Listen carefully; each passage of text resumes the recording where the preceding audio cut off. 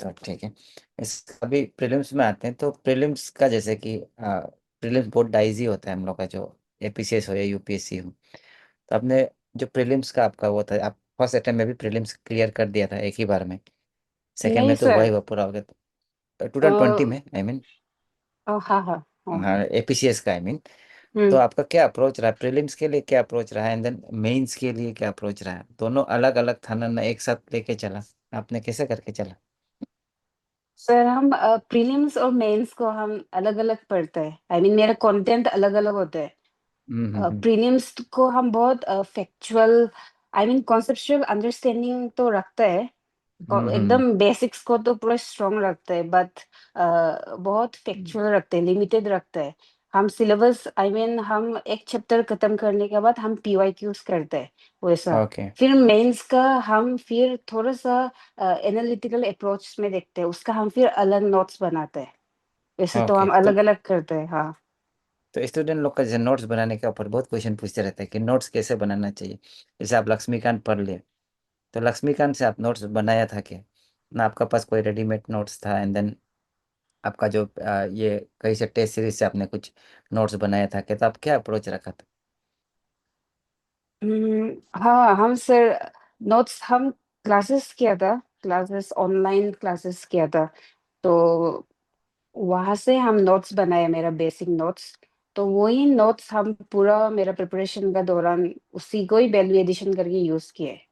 एक बार okay. Notes बनाए, उसका ऊपर ही वैल्यू एडिशन करते रहा, और वही नोट्स हम्म। को हम रिवाइज किए बार बार। ओके। तो बहुत लोग ऐसा होता है कि बहुत सारा नोट्स इधर से भी कलेक्ट करता है, वहां से भी कलेक्ट करता है, तो ऐसा करना कहाँ तक सही है? और हर जगह जाकर टेस्ट सीरीज लगा के आता है, मेंस में भी प्रीलिम्स में भी। तो ये कहाँ तक सही है, आपको क्या लगता है? वो वही मेरा सबसे जीएस में तो मेरा इतना गलती नहीं हुआ, लेकिन ऑप्शनल में मेरा ये गलती हुआ कि हम सोर्सेस के पीछे भगाए। हम अलग अलग सोर्सेस, मल्टीपल सोर्सेस हम फॉलो किए। किसी मल्टीपल सोर्सेस फॉलो किया, उसके बाद किसी भी सोर्सेस को अच्छे से दो बार तीन बार हम रिवाइज नहीं किया। उसका वजह से जब एग्जाम सामने आ जाता है तो आपको रिवाइज करने में वो प्रॉब्लम हो जाता है। तो मेरा सजेशन यही है इसमें कि आप वंस आपका कॉन्सेप्ट, आपका बेसिक्स बिल्ड हो गया, क्लियर हो गया वो नोट्स से, तो वही नोट्स को रिफर करना है बार बार। पूरा आपका ब्लड ग्रुप भी वही नोट्स में बदल जाना है। पूरा रट्टा गाना जैसा गाना है उसको। उसका बाद आप लेटेस्ट करंट अफेयर्स का करंट अफेयर्स से उसको आप वैल्यू एडिशन कर सकते हैं। ओके। एंड देन जैसे कि कुछ अगर जैसे Laxmikanth is the Bible of polity ऐसे बोला जाता है यूपीएससी एपीसीएस के लिए। And then are there any other books जिसको आप स्टूडेंट्स लोग को बताना चाहिए कि प्रीलिम्स के लिए ये बुक लेना चाहिए, जो आपका दिमाग में इंस्टेंटली आ जाए ऐसा बुक्स? और सर आई थिंक पॉलिटी के लिए, प्रीलिम्स के लिए तो लक्ष्मीकांत इज एनफ। लेकिन एनसीईआरटीज भी, फॉर एग्जांपल क्लास 11 का कॉन्स्टिट्यूशन एट वर्क बोल के एक बुक्स है, हम्म। वो पढ़ना चाहिए प्रीलिम्स के लिए। लेकिन मेंस के लिए तो और भी इम्पोर्टेंट है। इस बार तो दो या तीन क्वेश्चन सीधा वो एनसीईआरटी से पिकअप हुआ था। वो एनसीईआरटी हम्म। पढ़ के आप वो कर सकते हैं आंसर। तो ये आंसर एनसीईआरटी जो नेसेसरी है, लेकिन एनफ नहीं है। तो ओके। वैसा ही ज्योग्राफी का क्लास 11 का एनसीईआरटी, इंडियन ज्योग्राफी, फिजिकल हम्म। ज्योग्राफी, ये दोनों तो नॉन नेगोशिएबल है। प्रीलिम्स हो या मेंस हो, एपीसीएस हो या यूपीएससी हो, ये दोनों बुक्स तो पूरा इसको खा जाना है, पेज एंड टू एंड पूरा। ओके। तो स्टूडेंट लोग जब हम बोलते हैं कि ऐसे पढ़ो, या कोई सीनियर जैसे आप बोलते हैं पढ़ो, तो उन लोग क्या होता है कि आपका एनसीईआरटी पढ़ने में ही उनका 2-3 महीना लग जाता है, या लक्ष्मीकांत हम्म। पढ़ने में 2-3 महीना लग जाता है। तो एक स्पेसिफिक कितना टाइम लगना चाहिए, आपको क्या लगता है कितना समय लगना चाहिए एनसीईआरटी में, कितना लगाना चाहिए लक्ष्मीकांत में, कितना लगाना चाहिए? एग्जैक्ट टाइम तो हम नहीं बोल सकते, क्योंकि मेरा अभी तो मेरा 2-3 दिन ऐसा में रिवाइज हो जाते हैं। लेकिन आई थिंक हम अगर रिकॉल करेगा तो लक्ष्मीकांत। पुराना देश, मेरा इनिशियल प्रिपरेशन में आई थिंक हम 1 महीना ऐसा रखता था लक्ष्मीकांत को। 1 महीना में हम्म। हम अपना चैप्टर्स को पर वीक, पर पर डे और पर आवर उसको हम डिवाइड करता था। उसके बाद हम ओके। उसको पूरा एवरीडे टारगेट को हम कोशिश करता था 90 to 100% अचीव करने के लिए। और एनसीईआरटी को, जो कॉन्स्टिट्यूशन नेटवर्क बुक, उसको कितना समय लगना चाहिए वैसे? कॉन्स्टिट्यूशन नेटवर्क ये तो बहुत पतला किताब है, तो आई थिंक ये मैक्सिमम 7 डेज 1 वीक। हाँ, 7 डेज एकदम प्रॉपरली पढ़ने से, राइट? हाँ जल्दी जल्दी हाँ, पढ़ने से 3 दिन में भी हो जाएगा। तो स्टूडेंट लोग सुन लो, लेकिन जो लेकिन एक जल्दी महीना जल्दी लगाते हैं। नहीं पढ़ना है, हाँ। जल्दी तो जल्दी नहीं पढ़ना है। जी। अगर आप जल्दी जल्दी पढ़ेगा कंप्लीट करने का चक्कर में, आप उसी में वापस आ जाएगा। आप एक बार पढ़ रहे एकदम अच्छे से पढ़ना है, ताकि नेक्स्ट टाइम जब उसको आप फिर से रीडिंग करेगा तो आप जस्ट उसको 2 दिन में ऐसा ग्लैंस करके हो जाना है। अगर आप जल्दी हम्म। जल्दी पड़ेगा तो आप अभी ये 7 डेज टाइम ले रहे हैं, नेक्स्ट टाइम भी आप 7 डेज ही टाइम देगा। तो आप ऐसा नहीं करना है, वो गलती नहीं करना है। हम भी वैसे ही किए गलती। पहले इनिशियल प्रिपरेशन में हम जस्ट सिलेबस को कंप्लीट करने का चक्कर में जल्दी जल्दी किए, विदाउट इंटरनलाइजिंग द कॉन्सेप्ट। तो हम फिर से उतना ही टाइम लगाए वापस पढ़ने का, तो यही मेन इश्यू है, ऐसा नहीं करना है। तो और एंड देन एनसीईआरटी को लेके बहुत सारे स्टूडेंट लोग का एक ये है कि उन लोग क्या होता है कि एनसीईआरटी से नोट्स बनाना चाहिए क्या, ये क्वेश्चन रहता है। एंड देन दूसरा चीज है कि एनसीईआरटी का जो पीछे क्वेश्चन होता है, तो बहुत लोग हमको बताते हैं कि सर हम उसका आंसर्स को लिख रहे हैं। तो ये कहाँ तक जरूरी है, आपको क्या लगता है, आप एक्सपीरियंस हिसाब से आपको? एनसीईआरटी से एनसीईआरटी से हम कभी नोट्स नहीं बनाए हैं। और जो उसका क्वेश्चंस है उसको हम नहीं लिखे, लेकिन हम ब्रेनस्टॉर्मिंग करता था उसको हम। तो हम्म। टाइम होने से नोट्स बनाना ठीक है। फॉर एग्जांपल क्लास ज्योग्राफी का एनसीईआरटी उसका हम जिस नोट्स बनाया है, क्योंकि वो बहुत बाकी NCERTs like class 6 to class 10 जो बहुत बेसिक होते हैं उसका जरूरत नहीं है नोट्स। लेकिन हमको लगता है हाँ, 11 and 12 ज्योग्राफी का और ये दोनों का नोट्स तो आई थिंक बनने से ठीक है, बाकी इग्नोर कर सकते हैं। ओके। एंड देन एक क्वेश्चन रहता है कि सोचता है कि जो एस्पेरेंट है, हम लोग भी खुद एस्पेरेंट था, तो सोचता था कि टॉपर लोग शायद 16 घंटा 18 घंटा सोता भी नहीं होगा, ऐसे सोचता था। तो आप कितना घंटा पढ़ते हैं? आपको क्या लगता है कि कितना घंटा पढ़ने से ठीक है, इफेक्टिव आवर्स ना? हाँ, तो हम 2020 से 2025 तक मेरा प्रिपरेशन जर्नी बहुत लंबा था, और हम फुल टाइम एस्पिरेंट था। हम कुछ भी नहीं किए, कुछ भी नहीं हम। तो हम लेकिन हम हमको ये रियलाइज हुआ कि आपका आपका पास दिन का टारगेट होना इम्पोर्टेंट है। आपको दिन में कितना पढ़ना है, वो टारगेट होने से आप आप उसके हिसाब से अपना टाइम भी बना सकते हैं। I mean practical practical target बनाना है, दिन को इतना पढ़ना है, इतना सिलेबस कवर करना है, और इतना सिलेबस कवर करने के लिए कितना टाइम देना चाहिए। तो उसके हिसाब से यूजुअली हम 8 to 11 12 आवर्स हम करता था। आई मीन क्योंकि हम कुछ भी नहीं करता था, हम सिर्फ पढ़ाई ही किए। हम्म। हाँ, तो लेकिन हमको लगता है आपको अ, इसको सस्टेन करने के लिए इसको सस्टेन करने के लिए आपको डिसिप्लिन होना इम्पोर्टेंट है। अगर आप डिसिप्लिन होगा और आप डिसिप्लिन होगा तो आप डेली टारगेट अचीव कर पाएगा।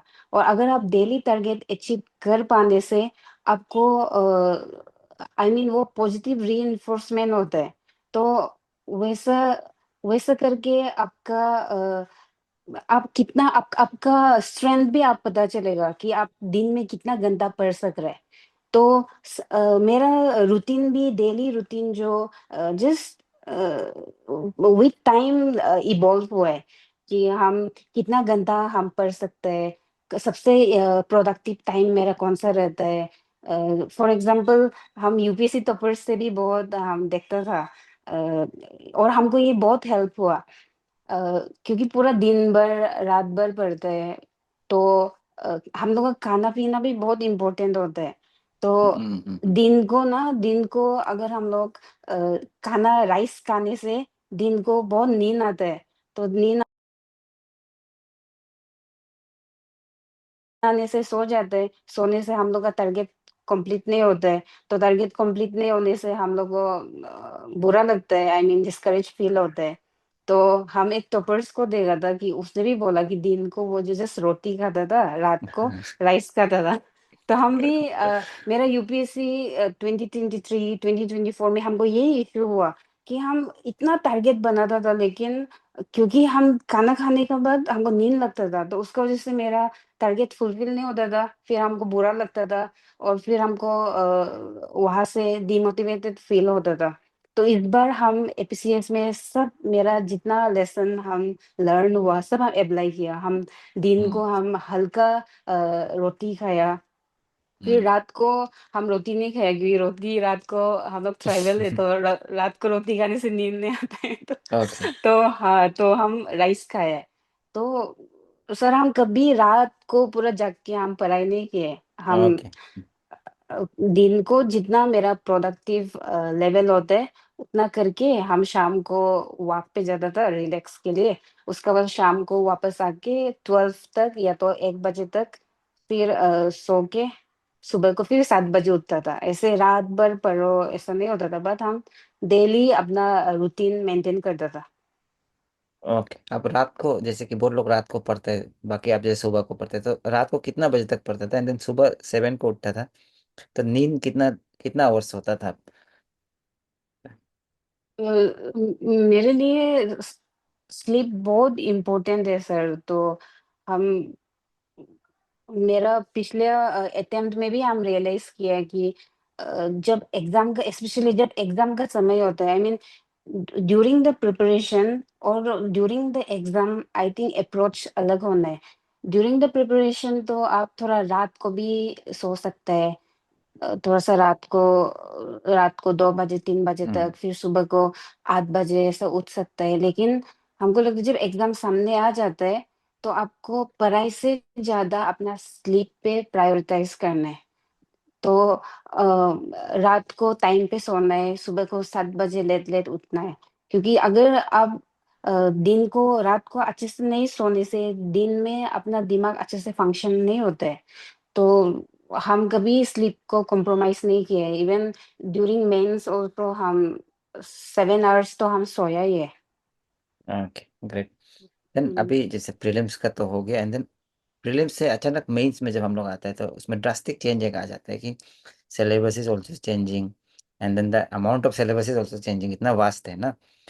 तो जो वास्टनेस है सिलेबस का, उसको आपने मेंस का आपका क्या अप्रोच रहा है, कैसे आपने जो ट्रांजिशन होता है prelims to mains, it's very difficult transition actually, तो वो ट्रांजिशन आपने कैसे लिया, and then how did you handle your mains का सिलेबस 3 महीना में? सर क्योंकि हम ये मेरा 4th मेंस था, तो मेरे लिए बहुत फ़ैमिलियर था हम सिलेबस से। हम्म तो यहाँ से फर्स्ट लेसन है कि सिलेबस से फ़ैमिलियर होना, एस्पिरेंट हम्म को। सिलेबस पूरा मग अप करना है, और सिलेबस अगर आप जानेगा तो आपको जो न्यूज़ में आता है वो भी हम आप डायरेक्ट लिंक कर पाएगा। उसके बाद सिलेबस से ही आप बहुत सारे आंसर्स लिख सकते हैं।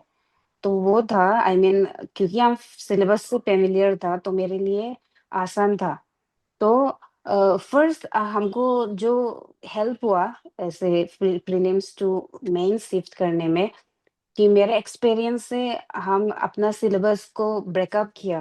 पहले तो हम पूरा सिलेबस को होल एकदम गोटा से लेके हम पढ़ाई करता था। लेकिन विथ एक्सपीरियंस हम सिलेबस को ब्रेकअप किए। जैसे हम्म कि जीएस 1 तो प्रीलिम्स में भी पढ़ता है। हम्म हिस्ट्री, ज्योग्राफी हम्म वो तो ऑलरेडी फ़ैमिलियर है प्रीलिम्स में, तो उसको हम साइडलाइन करता था। उसके बाद हम जो सिलेबस में सेम वाला भी होता है। फॉर एग्ज़ाम्पल जीएस 1 का और जीएस 2 का वल्नरेबल सेक्शन, जो जीएस 2 में वल्नरेबल सेक्शन आता है, जो सेल्फ हेल्प ग्रुप आता है, बाकी वो सिमिलर है GS1 का, सोसाइटी का सिलेबस से, लाइक वुमेन्स, वुमेन वाला सिलेबस, पॉवर्टी सेक्शन, वो सब। तो उसको हम एक साथ कंबाइन करके हम उसको पढ़ता था, तो हम उसमें हम्म। डब्ल्यूकेसी नहीं होता था। उसका बाद फिर वो GS2, फिर GS3 में डिजास्टर मैनेजमेंट आता है। डिजास्टर मैनेजमेंट और GS1 का ज्योग्राफी टॉपिक, उसको भी हम कंपाइल करके पढ़ता था। जो एग्जैक्टली। ज्योग्राफी, हाँ, ज्योग्राफी का जो physical volcanoes and flood issues, वो जो है वो डिजास्टर मैनेजमेंट में भी कवर हो जाते हैं। तो उसको जब हम ज्योग्राफी पढ़ते हैं, उसको डिजास्टर एंगल से भी हम पढ़ते थे, तो वो जो वहां में हो जाते हैं उसका कवर वहां में। तो वैसे हम, और मेरा आयर जो GS2 का है, उसको हम कभी सेपरेट से पढ़ाई नहीं किया। हम करंट अफेयर्स से हम वो करता था, कवर किया है मेरा आयर को।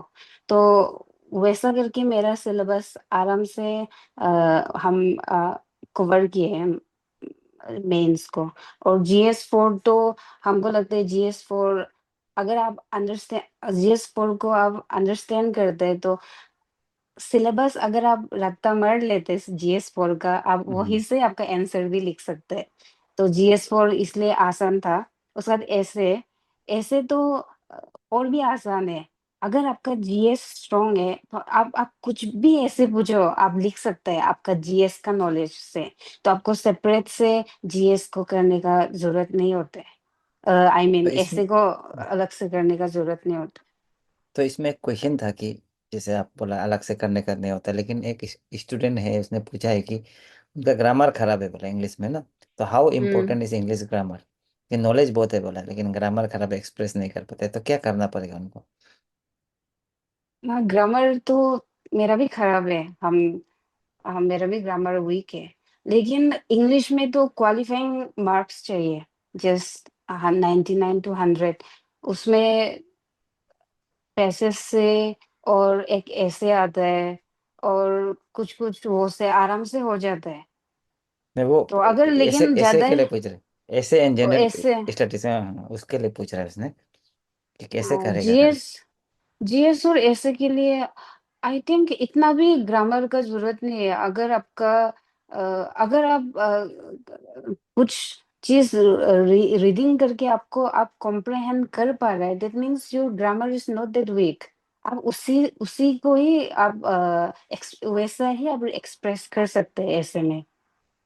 तो चल, हमको नहीं लगता इतना प्रॉब्लम होगा, नहीं होगा। एंड देन ज़्यादातर तो बुलेट में लिख लेता है, जल्दी जल्दी लिखने में तो ग्रामर सबका खराब ही हो जाता है। ऐसा कुछ हाँ, इशू नहीं है। एंड देन हाँ। जैसे कि आप तो एक्सपीरियंस था कि you you were knowing about the syllabus of the mains, this was your fourth mains, but if you were giving your first mains, for example 2020 में बैक आपको ले जाते हैं, तो उसमें अगर आपको कुछ अभी चेंजेस करना होता and then you are a new candidate, आप एज ए न्यू कैंडिडेट क्या आपको अप्रोच लेना था? अगर आपने सपोज अगस्त या मई से शुरू किया है पढ़ाई and then you are 6 month old, तो आप क्या चेंजेस लाता? क्योंकि बहुत सारे स्टूडेंट लोग ऐसा वाला भी है यहाँ पे।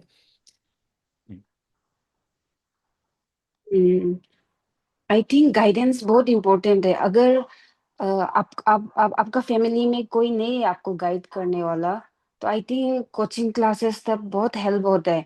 आप कोई भी कोचिंग ले लो, लेकिन कोचिंग क्लासेस आपको एक रास्ता दिखाता है, गाइड करता हम्म। है। 2020 में अगर हम कोचिंग लेता तो शायद मेरा हो जाता उसमें भी।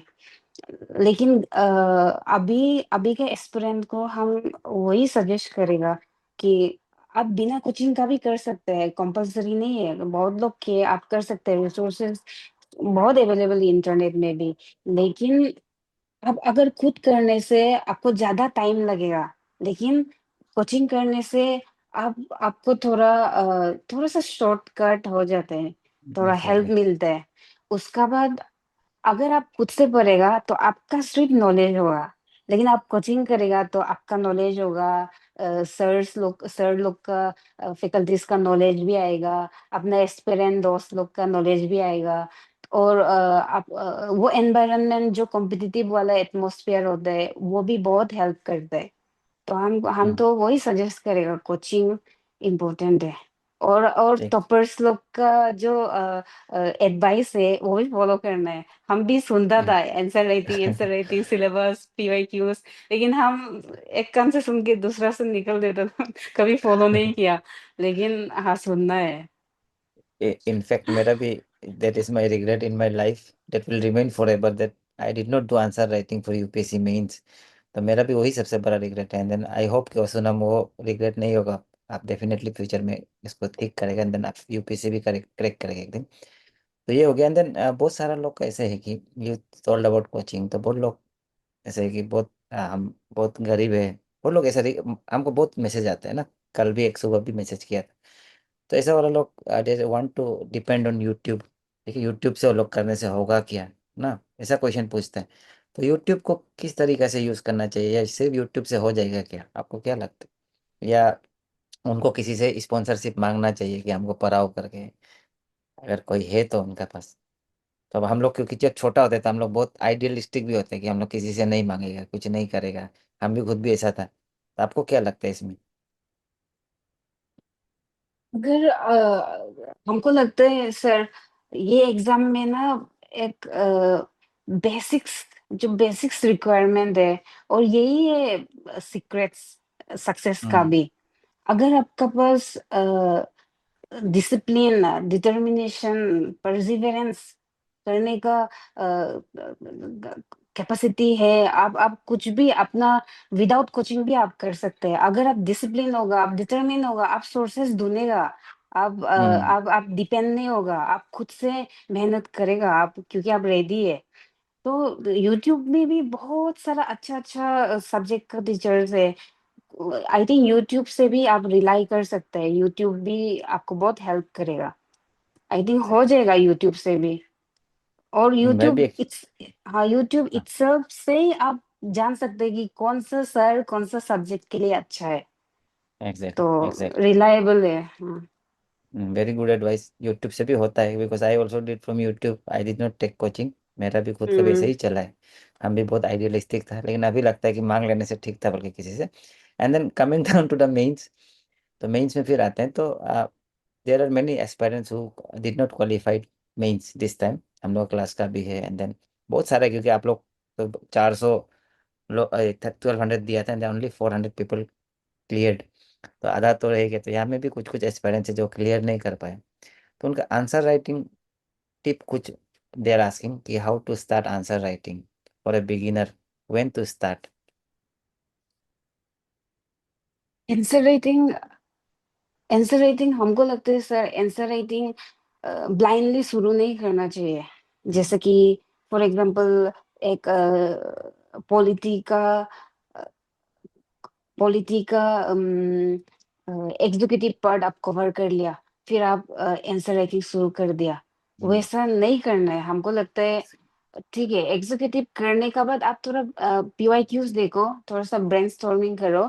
उसके बाद आप बाकी सिलेबस को भी कवर कर लो, पॉलिटी का पूरा पॉलिटी कवर करने का बाद आप तब प्रॉपर आंसर राइटिंग करना है। तब आपका आंसर भी मोर पॉइंट्स बनेगा, मोर डायमेंशंस खोलेगा। तो आंसर राइटिंग का भी हमको लगता है जल्दी शुरू नहीं करना है, थोड़ा सिलेबस कवर कर लेना है, उसका बाद शुरू करना है। उसका बाद आंसर राइटिंग का हमको लगता है इस बार, I mean answer current affairs से हम लिंक कर देगा इसको। करंट अफेयर्स हमको लगता है, करंट अफेयर्स भी बहुत करंट अफेयर्स से आप बहुत हेल्प मिलते हैं आपको, कौन सा टॉपिक क्यों पढ़ना चाहिए। करंट अफेयर्स जो लोग न्यूज में होते हैं ना, करंट अफेयर्स में जो टॉपिक न्यूज में होता है यूजुअली वही से ही क्वेश्चंस उठाता है। तो करंट अफेयर्स भी आपके आंसर राइटिंग में वैल्यू एडिशन का थ्रो बहुत काम आ सकता है। आई मीन अगर करंट अफेयर्स वाला जो जो न्यूज जो कंटेंट न्यूज में है वो सीधा क्वेश्चंस बन के नहीं भी आ सकता है, लेकिन उसको आप आंसर राइटिंग में आपका आंसर्स को स्टैंड आउट करने के लिए या फिर वैल्यू एडिशन के लिए आप यूज कर सकते हैं। For ji. एग्जांपल इस बार का एपीसीएस का जीएस 2 में pressure group, farmers as a pressure group बोल के एक क्वेश्चन आया था उसमें। तो उसमें हम एमएसपी, हाँ, लीगलाइजेशन ऑफ एमएसपी, वहां से हम लिंक करके लिखा है। तो वैसे अ, आप करंट अफेयर्स को आंसर राइटिंग में यूज कर सकते हैं। And then coming down to the current affairs, तो करंट अफेयर्स स्टूडेंट लोग बहुत डरता है करंट अफेयर्स को। करंट अफेयर्स के लिए आपने क्या द हिंदू या कोई न्यूज़पेपर, आपने कौन सा, which newspaper you referred and then which magazine you referred? And जैसे बहुत लोग बोलते हैं कि हम तो विजन ऐसे नोट्स बनाया था, ठीक है, लाइक दैट ऑल्सो ना। तो आपका क्या अप्रोच रहा करंट अफेयर्स को लेके? करंट अफेयर्स करंट अफेयर्स को सर हम अपना स्टेट अरुणाचल टाइम्स तो पढ़ता ही था, उसको हम हम्म। थोरोली पढ़ता था, लेकिन हम डेली पढ़ता था, हम कभी मिस नहीं करते करंट अफेयर्स। अरुणाचल टाइम्स, उसके बाद द हिंदू को, क्योंकि वो भी हम डेली पढ़ते हैं, हम कभी मिस नहीं करते। मेरा खाना जैसा है, अगर हम खाना खाते हैं, हम्म। न्यूज़पेपर भी, करंट अफेयर्स भी हमको करना ही पड़ेगा ऐसा। तो हम उसको जस्ट ग्लेंस करता था, क्या क्या हेडलाइंस में है, हम्म। क्या इशू चल रहा है, हम जस्ट अपडेट रहता था। हम कभी नोट्स नहीं बनाए। तो हम लेकिन हम मंथली कंपाइलेशन जो बिजनेस का आता है, वहां से हम रिवाइज करता था। तो वैसे तो विजन आइस से कुछ नोट्स बनाया था ना, ऐसे ही रिवाइज किए? Just revise okay. Just revise and किया। ओके एंड देन जैसे क्वेश्चन कि आपको क्या कभी ऐसा लगा क्या कि you are confident enough that you will be clearing this examination 100%? ऐसा कभी कोई, कभी लगा क्या आपको प्रिपरेशन के समय में तो समझा नहीं क्वेश्चंस को। कि मतलब आप, हम अभी पूरा रेडी है, अभी हम 100% क्लियर होगा ही ये एग्जाम, मतलब एपीसीएस एग्जामिनेशन, स्टूडेंट कोई पूछ रहे हैं? अच्छा, हाँ, हम पहले मेरा प्रीवियस अटेम्प्ट में हम कॉन्फिडेंट नहीं था, लेकिन इस बार 2024 का में हम कॉन्फिडेंट था मेरा हो जाएगा ये। ओके। आई थिंक सर ये माइंडसेट इम्पोर्टेंट है। हम इम्पोर्टेंट, यस। हाँ, मेरा 2020 मेंस में मेरा ये माइंडसेट नहीं था। हम हमको क्लियर करना है, ये माइंडसेट बिल्कुल नहीं था। हम जस्ट एक्सपीरियंस के लिए दिया, जस्ट एक्सपीरियंस के लिए हो जाएगा। मैंने बहुत ग्रांटेड लिया कि हम ये चांस, ये अपॉर्चुनिटी हम बार फिर से मिलेगा बोल के। लेकिन ये गलती नहीं करना है एक्सपीरियंस, वन टाइम अपॉर्चुनिटी मानना है। तो इस बार मेरा प्रीवियस अटेम्प्ट से और इस बार के अटेम्प्ट से मेरा माइंडसेट का भी डिफरेंस था। माइंडसेट भी बहुत इम्पोर्टेंट रोल प्ले करता है। तो हम्म। इवन यूपीएससी का प्रीलिम्स में भी मेरा 2022 को भी हम यूपीएससी का मेरा फर्स्ट प्रीलिम्स था, उसमें मेरा नहीं हुआ। लेकिन उसमें हम्म। भी मेरा हो जाता अगर मेरा ऐसा माइंडसेट होता कि हमको करना ही है, हमको निकलना ही है। लेकिन नहीं, उसमें हम यूपीएससी इतना टफ है, हम लोग से कहाँ से होगा, हमसे तो और भी कहाँ से होगा। एग्जाम देने के लिए नहीं था उस समय, एपीसीएस तो पूरा हम्म। फेस्को में था। तो यूपीएससी ही था जो थोड़ा एक एग्जाम था जिसको हम दे सक रहा था। तो हम उसको जस्ट एग्जाम देना है बोल के हम दिए। तो अगर हम उसमें भी, मेरा माइंडसेट ऐसा था कि हमको क्लियर करना ही है, उसमें भी मेरा हो जाता। लेकिन वहां से हम यही लेसन मिला कि मेरा माइंडसेट इम्पोर्टेंट है और हम क्लियर कर सकते हैं यूपीएससी प्रीलिम्स भी। तो सही। 2023 और 2024 में हम आराम से हुआ उसमें, आराम से, I mean well above the cut off से आराम से हो गया। तो माइंडसेट एक्चुअली बहुत इम्पोर्टेंट है। 2023 में भी आप थोड़ा डाउट था, हम दोनों बात हुआ था। हाँ, सीसेट सीसेट में डाउट था, सीसेट। हाँ, अभी तक धार है आपका। हाँ, चलो। हाँ। हाँ, तो ये हो गया क्वेश्चन आपका। एंड देन जैसे question, how many pages did you write in ऐसे, कितना पेज लिखना पड़ता है ऐसे में आइडियली? यूपीएससी इस बार हमको थोड़ा सा अलग लगा है। आई मीन फर्स्ट 2020 वाला एपीसीएस में, उसमें अच्छा ही स्कोर था। आई थिंक 150 समथिंग स्कोर था। आई मीन वो प्रिपरेशन लेवल में तो वो अच्छा था। लेकिन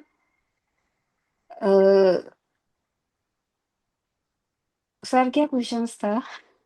कितना पेज ओ लिखना कितना पड़ता है? हाँ। पेजेस, हाँ हाँ, हाँ। कितना हाँ। पेजेस। तो यूपीएससी में ना सर, क्योंकि हम लोग का एपीसीएस का सिलेबस और यूपीएससी का सिलेबस तो सेम है, तो हमको लगा हम्म। कि पेजेस सेम होगा। जैसे कि हम लोग का यूपीएससी में तो 11-12 पेजेस होते हैं, हाँ हाँ हाँ, और आगे पीछे करके। हाँ, टेस्ट सीरीज में भी 11-12 पेजेस मिलते हैं आगे पीछे करके। लेकिन इस बार का एग्जाम, इस बार का अलग था। 25 पेजेस था इस बार का। वाह। हाँ, तो हम सोचे, हम भी बहुत वो हो गया था, आई मीन कंफ्यूज हो गया था कि 25 पेजेस पूरा लिखना है क्या। लेकिन 25 पेजेस लिखने से तो इतना टाइम भी नहीं होगा, क्योंकि एक एक ऐसे को तो 1.5 आवर 1.5 आवर डिवाइड करते हैं। लेकिन हम तब भी, क्योंकि हमको थोड़ा सा बैक ऑफ द माइंड वो था, लगा है कि एपीसीएस में थोड़ा पेजेस मैटर करता है। तो हम हम्म, लिखना शुरू किया। आई थिंक हम 17 पेजेस लिखे फर्स्ट ऐसे में। हम्म, तो फर्स्ट ऐसे में 17 पेजेस लिखे, उसका वजह से हम 1 hour 45 minutes हो गया था तब। तब हमको रियलाइज हुआ ऐसा होने से तो नहीं होगा, दूसरा ऐसे में तो मेरा टाइम ही नहीं होगा।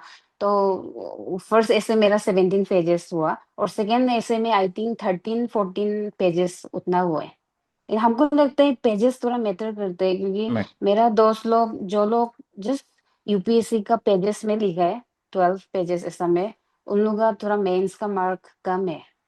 तो एग्जैक्टली वही। एग्जैक्टली। हम्म। तो जब आप ऐसे लिखता है तो आप ऐसे लिखने से डायरेक्ट उसको टॉपिक को देखते ही शुरू कर देता है ना ना, थोड़ा कुछ कॉन्सेप्ट नोट वगैरह बना के शुरू करता है? आपका क्या अप्रोच रहता है ऐसे को? हम फर्स्ट ब्रेनस्टॉर्मिंग कर लेते हैं सर। हम आराम से, आई मीन 10 मिनट्स टाइम लेने से भी होगा, 10 मिनट्स 15 मिनट्स, मैक्सिमम 20 मिनट्स आराम से ब्रेनस्टॉर्मिंग कर लेते हैं, पूरा स्ट्रक्चर, पूरा स्केलेटन बना लेते हैं ऐसे का। तो उसका बाद लिखते हैं, लिखने में तो बहुत आसान हो जाता है, 1 घंटा में आराम से लिख सकते हैं। Okay. And then hmm. Regarding the CSAT, कोई पूछ रहा है जैसे कि सी सेट को बहुत डरता है हम लोग, स्टूडेंट लोग, हम बार बार बोलते हैं कि थप्पड़ से डरने लगता है, लेकिन सी सेट से बहुत इन लोग को लगता है। हाँ। तो क्यों इतना ये लोग सी सेट से इतना डरना जरूरी है कि, चलो UPSC level is different but Arunachal में बहुत डरना जरूरी है कि सी सेट से? आप बता दीजिए थोड़ा स्टूडेंट लोग। आई थिंक वही इसी से डरने लायक है, लेकिन नहीं डरना है, बहुत आसान है। आई मीन सीसेट में हमको लगता है जो मैक्सिमम एस्पिरेंट गलती करते हैं, वो लोग आउट ऑफ 80 क्वेश्चंस वो लोग कोशिश करते हैं 50 60 70 क्वेश्चंस अटेम्प्ट हम्म, करने में। तो ऐसे में सीसेट में तो जस्ट 33% मार्क्स चाहिए, that is I think 27 marks से 27 क्वेश्चन से आपको क्वेश्चन। क्वालिफाइंग मार्क्स मिल जाते हैं। तो हम क्या करते हैं सीसेट में, हम मैक्सिमम हम 40 क्वेश्चंस टारगेट करते हैं। आई मीन 30 to 40 का बीच में हम रहते हैं। फॉर एग्जांपल अगर हम 31 क्वेश्चंस करते हैं, तो हमको लगता है, हमको वो होता है कि हाँ, हम 6-7 क्वेश्चंस थोड़ा गलती कर सकते हैं, अगर मेरा 31 क्वेश्चन सही होने से। ये सर आपसे ही हम सीखा था यूपीएससी का दौरान। तो हम ओके। ज्यादा नहीं करते। आई मीन हम मैक्सिमम 30-40 तक भी हम नहीं पहुंचते, अगर हमको कॉन्फिडेंट है कि हमको मेरा 32-33 सही आ रहा है, तभी हम 40 तक पहुंचते हैं। नहीं तो हम 30, अगर मेरा मैक्सिमम ठीक है, कॉन्फिडेंट है 30 तक, तो हम 36-37 तक हम छोड़ देते हैं। तो ऐसा करने से क्या होता है, आपको नेगेटिव मार्किंग का चांसेस कम होता है। और क्योंकि आप जस्ट 37 क्वेश्चंस मैक्सिमम पकड़ लो, 40 क्वेश्चंस करते हैं, तो आपका पास ज्यादा टाइम होता है, तो आप एक क्वेश्चंस को आराम से टाइम दे सकते हैं। उसका बाद क्योंकि सीसेट में आपको जस्ट क्वालिफाइंग मार्क्स चाहिए, तो आप फर्स्ट अपना strength and weak area identify करना है आपको। फॉर एग्जांपल हमको कॉम्प्रहेंशन वाला टॉपिक में मेरा स्ट्रेंथ है, तो हम उससे हम देखते हैं कि कॉम्प्रहेंशन से कितना क्वेश्चंस आ रहा है एवरेज। तो अगर देखने से कॉम्प्रहेंशन यूपीएससी होने से भी या फिर एपीसीएस होने से भी एटलीस्ट 20+ क्वेश्चंस तो आ जाते हैं, 20-21, 25 तक लकी होने से। उसका बाद जो रिमेनिंग टॉपिक है, I mean remaining questions 10 questions ऐसा, उसको हम लॉजिकल रीजनिंग, बाकी जो इजी इजी वाला होता है उसमें हम फोकस करते हैं। तो हम सीसेट को तो हम 1 हफ्ता में ही प्रिपेयर करते हैं, हम ज्यादा टाइम देते ही नहीं। तो वैसे ही ऐसे थोड़ा सा स्मार्ट अप्रोच सीसेट में चाहिए। Okay. And then regarding the handwriting, ठीक है, जब आप एग्जाम लिख रहे होते हैं क्योंकि उसमें बहुत फास्ट लिखने के चक्कर में हैंड राइटिंग खराब हो जाता है ना, तो आपने, आपका हैंड राइटिंग तो रेस्पेक्टेबल है, एज आई हैव सीन, देखिए अच्छा है। तो आपको क्या लगता है कि हैंडराइटिंग मैटर करेगा ना नहीं करेगा मेंस में? The students are asking. हमको लगता है हैंडराइटिंग जो इतना मैटर नहीं करते, लेकिन नीट एंड क्लीन होना है। मीन्स आप हम्म पढ़ने में आसान होना है, उसके बाद थोड़ा सा नीट एंड क्लीन होना है, प्रेजेंटेबल दिखना है, वही काफी है। और हमको लगता है इंक भी मैटर करता है। हम मेरा पिछला अटेम्प्ट में मेरा वही गलती था, हम क्योंकि प्रीलिम्स में ब्लैक पेन कंपलसरी लिखा है, तो हम सोचे हम्म मेंस में भी ब्लैक ब्लैक इंक कंपलसरी होगा। लेकिन नहीं, ब्लैक इंक और ब्लू इंक में बहुत डिफरेंस होता है। जो ब्लू इंक ज्यादा अट्रैक्टिव, ज्यादा नीट एंड क्लीन दिखता है। तो हम्म। वही मेरा गलती तो था आप वो। कौन सा पेन यूज किए? जेल पेन यूज किया, बॉल पेन यूज किया, कौन सा पेन आप यूज किए? कुछ नाम स्टूडेंट लोग मांगते हाँ, रहते हैं, पेन का नाम बता दो। पेन पेन में भी हम गलती की है। मेरा प्रीवियस अटेम्प्ट में हम मैक्स राइटर यूज करता था प्रीलिम्स में, क्योंकि ब्लैक हम्म पेन यूज करते हैं। तो उसको ही हम फॉलो किया। उस तो यूपीएससी लिखते लिखते तब आइडिया हुआ कि V7 बोल के एक पेन होता है। तो बाकी लोग B5 भी यूज करते हैं, B5 B7। लेकिन B5 जो थोड़ा सा जब आपका हाथ स्वेटिंग होने से वो स्लीपरी हो जाता है। लेकिन स्लीपर वी यूज होता है। सेवन हाँ, V7 हमको ज्यादा अच्छा लगे। V7 ज्यादा नीट एंड क्लीन भी होते हैं और बहुत सॉफ्ट एंड इजी फ्लो में भी होते हैं। तो V7 आप यूज कर सकते हैं, लेकिन एग्जाम का दिन में अचानक चेंज नहीं करना है। पूरा पूरा अगर अभी आप प्रिपेयर कर रहे हैं, आप B7 से ही लिखो, बाकी दूसरा पेन यूज मत करो।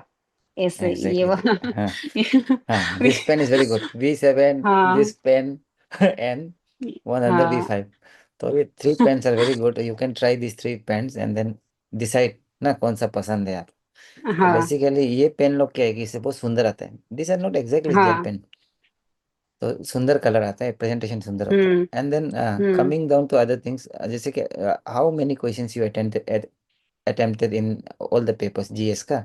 कुछ छूटा के? एंड देन आपको क्या लगता है, क्वालिटी ज्यादा मैटर करते हैं ना क्वांटिटी मैटर करते हम्म। आंसर राइटिंग का एक लेसन है इसमें भी। अ, हमको लगता है सिविल सर्विसेज एग्जामिनेशन जो, इसका वन साइज अप्रोच नहीं है। हैं? आप इसमें बहुत अलग अलग टेक्निक आप डेवलप कर सकते हैं, आपका स्ट्रेंथ वीकनेस का अकॉर्डिंगली। हम क्योंकि इस बार हम थोड़ा अच्छे से आंसर राइटिंग प्रैक्टिस किए, तो हम्म हमको ये रियलाइज हुआ कि 20 क्वेश्चंस को अगर आप पूरा क्वालिटी में लिखने लग जाएगा, तो आपको टाइम नहीं मिलेगा। अब आप हम्म कॉम्प्रोमाइज कर दे, अब आपका कुछ ना कुछ क्वेश्चन छूटना ही है। तो हम ये स्ट्रेटेजी बनाए है कि हम पहले क्वेश्चंस को क्विकली ग्लैंस करेगा। तो अगर हम देखते हैं कि आउट ऑफ 20 क्वेश्चंस हमको 15 क्वेश्चंस अच्छे से आ रहे हैं एंड 5 क्वेश्चंस हमको जस्ट ओके ओके है, तो हम वो 15 क्वेश्चंस को अपना बेस्ट लिखेगा, 90 100 अच्छे से लिखेगा। लेकिन वो 5 क्वेश्चंस को थोड़ा सा क्वालिटी में कॉम्प्रोमाइज होने से भी हो जाएगा ऐसा।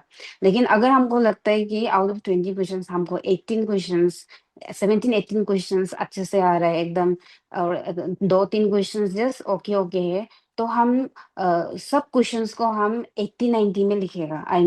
थोड़ा सा लेट गो करना ही पड़ेगा, थोड़ा सा कॉम्प्रोमाइज करना ही पड़ेगा। तो वैसे ही हम अप्रोच लिए। तो रियल एग्जाम में ये बहुत काम आया है हमको। हमको हमको सब क्वेश्चंस आ रहा था।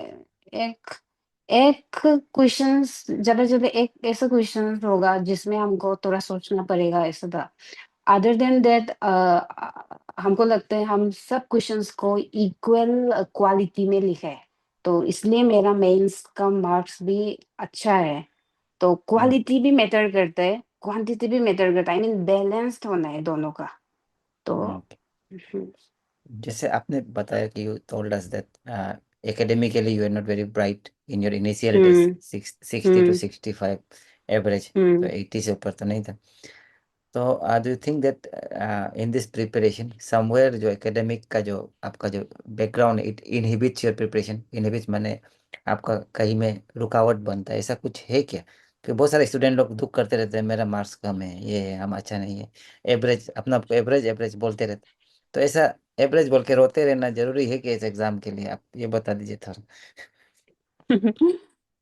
वही सर, ये एग्जाम का हमको लगता है बेसिक्स या फिर एक सीक्रेट्स भी मान लो, वो है नंबर वन। तो आपको वो इरेस्पेक्टिव इरेस्पेक्टिव ऑफ आपका एकेडमिक बैकग्राउंड, आप अच्छा हो बुरा हो, बेसिक्स, आई मीन जो बेसिक्स है ये एग्जाम को सक्सेस, जो इस एग्जाम में सक्सेस मिल सकते हैं। नंबर वन, आपका फाउंडेशन, आपका बेसिक्स कॉन्सेप्ट एकदम वो नॉन नेगोशिएबल होना है, आप पूरा उसको थोरो होना है, आप पूरा क्लियर होना है आपका कॉन्सेप्ट।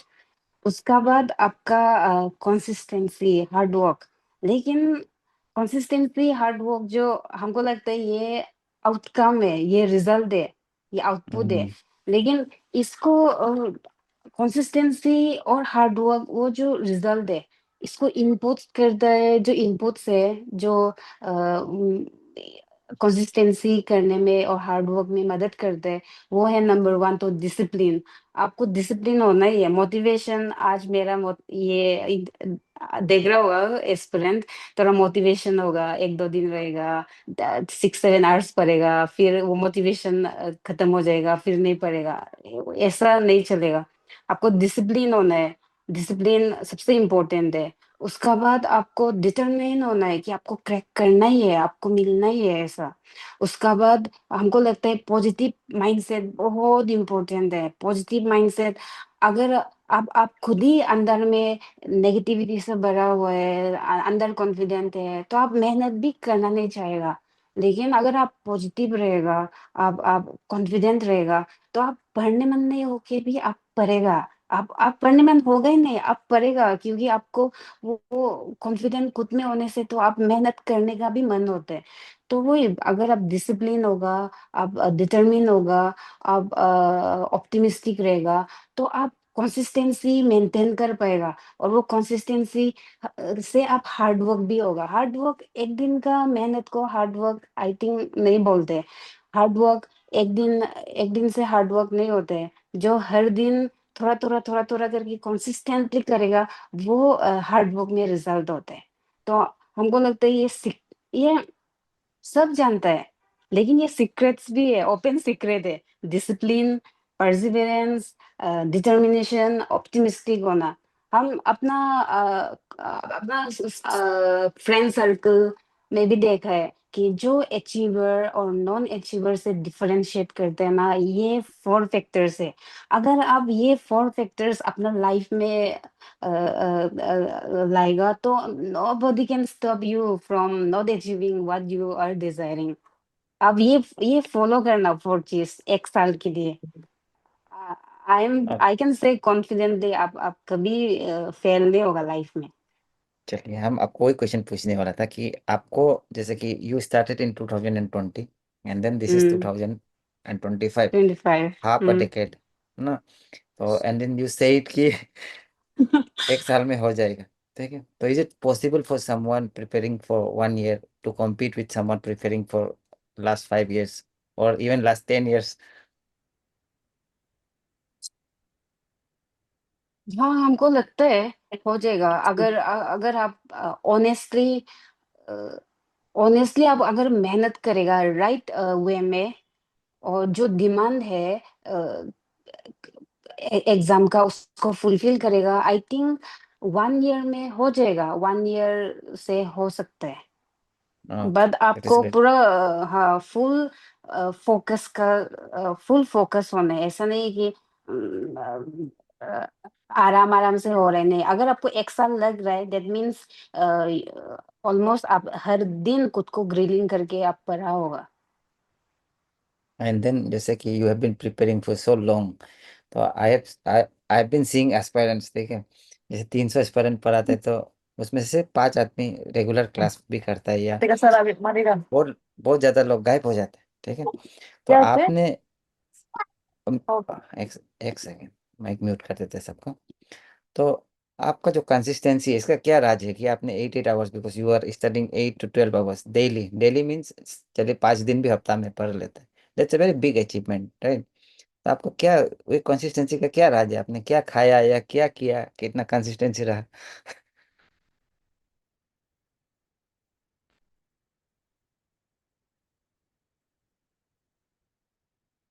और सॉरी मैडम, माइक म्यूट है क्या आपका थोड़ा सा? Your mic is mute I think.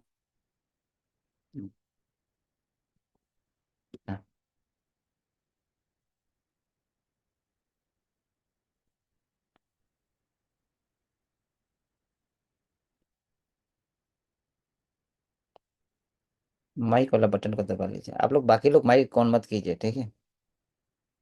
सब म्यूट नहीं आया अभी तक। अनम्यूट, ओके ओके हो गया। हाँ हाँ हाँ ठीक है। हाँ सर, वही सर, हम डिसिप्लिन है। हम हम हम बहुत डिसिप्लिन्ड है।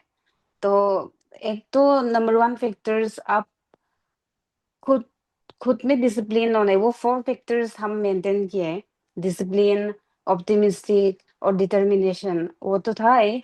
और आपका फ्रेंड सर्कल भी मैटर करता है, आपका फैमिली, आपका फ्रेंड सर्कल। तो मेरा फैमिली, विदाउट देम तो पॉसिबल बिल्कुल नहीं है। Hmm I am lucky to have such supporting family, जो हम बीच बीच में हम बोलता था, हम छोड़ दे क्या कुछ, छोटा कुछ अलग काम करते हैं, लेकिन उन लोग हम्म नहीं, बिल्कुल नहीं। आई मीन आपको वो लोग हमेशा मोटिवेट किया। तो फैमिली का भी रोल है इसमें। फैमिली भी आपको हमेशा एनकरेज करना है। फैमिली सपोर्ट बिना, without family support physically, morally, financially possible नहीं है। वो है। और आपका दोस्त, आपका फ्रेंड सर्कल भी मैटर करता है। आप हम बहुत लोग को देखा है, बहुत लोग अपना फ्रेंडशिप को मेंटेन करने में थोड़ा सा पढ़ाई में कॉम्प्रोमाइज करते हैं। लेकिन हमको लगता है जो आपका रियल फ्रेंड्स होगा, जो आपके लिए सच में अच्छा सोचता है, वो लोग, वो वैसा वाला दोस्त बनाना है। आई मीन जो हो सके तो ऐसा वाला दोस्त बनाना है जो पढ़ाई में सीरियसली, पढ़ाई हम्म। में जो सीरियसली इन्वॉल्व हुआ। तो दैट इज इम्पोर्टेंट। और हम इतना कंसिस्टेंसी इसलिए भी मेंटेन कर पाए, क्योंकि हम बीच बीच में हम यूपीएससी भी दे रहा था। तो वो भी हमको हम्म। बहुत हेल्प हुआ।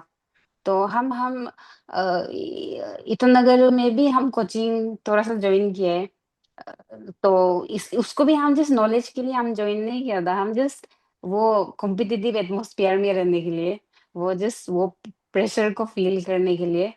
उसका बाद हम बहुत मोटिवेशनल कोट्स ये सब देखते हैं। मोटिवेशनल कोट्स इवन, क्योंकि सर हम दोनों तो बहुत साल से एक दूसरे को जानते हैं सिंस 2020। तो क्योंकि आपका कांटेक्ट में हम था, तो आपका स्टेटस, मोटिवेशनल स्टेटस, या फिर एस्पिरेंट लोग का, बाकी एस्पिरेंट लोग जो आपको अचीवमेंट आपको कॉम्प्लीमेंट करते हम्म। हैं, या फिर उन लोग का जो भी आप जो स्टेटस डालता था, उसको हम साइलेंटली ऑब्जर्व करता था। और मोटिवेशन, वहां से हम मोटिवेशन डिराइव करता था, नहीं इतना सारा कंपटीशन है, हमको हमको तो करना है। तो हर दिन हम, कभी भी हम एक दिन भी मोटिवेट नहीं हुए। Okay great, that is great. तो अपना अपना मोटिवेशन का सोर्स खुद ढूंढना पड़ेगा, दूसरा से नहीं ना। हाँ। तो एंड हम्म। देन, जैसे कि coming down to the optional, आप you choose geography, right first. तो उसके बाद फिर आपने एंथ्रोपोलॉजी में आ गया। तो आपने हम्म। ज्योग्राफी क्यों चूज किया था उस समय में? एंड देन फिर एंथ्रोपोलॉजी में क्यों आया? This is second question, and then there will be third question.